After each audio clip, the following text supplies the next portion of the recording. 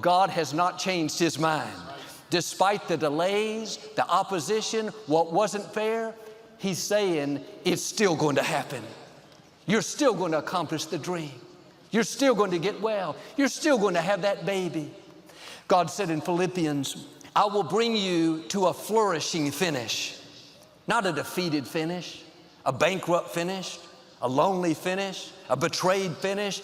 God has a victorious finish for you, an abundant finish, a flourishing finish. That means you're blossoming, blooming, seeing dreams come to pass, going further than you've imagined, healthy, whole, fulfilled, being a bigger blessing than you've ever dreamed.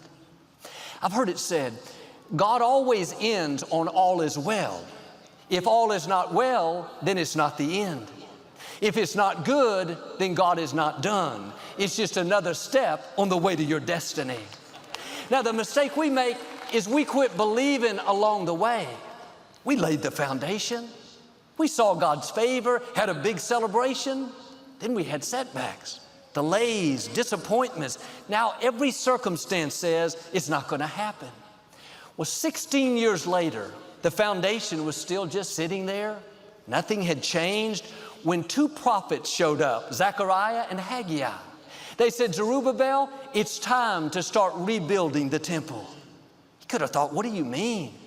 Do you realize it's been 16 years? Do you know what we've been through? What hasn't worked out? Who's against us? I thought this project was done. Zechariah said, no, Zerubbabel, God sent us to tell you it's still going to happen. I love how Zerubbabel responded, because he could have made excuses. We tried and it didn't work out. The opposition is still there. I'm too old, man. I've missed my chance. No, the scripture says Zerubbabel rose up and began the task of rebuilding the temple. Every thought tried to talk him out of it, keep him defeated. But when he heard God say it's still going to happen, he rose up. That means he got in agreement with God. He started thinking differently. Yes, this is my time. He started talking differently. I'm equipped, empowered, anointed. The favor of God is on my life. He took steps of faith, got his men back together, got his passion back, his fire back, and they started rebuilding. Well, the same critics went back to the king. They went back to the king. Said, this man we told you about, he's trying to rebuild the temple again. You have to stop him. This time it was a new king. There had been a change in leadership.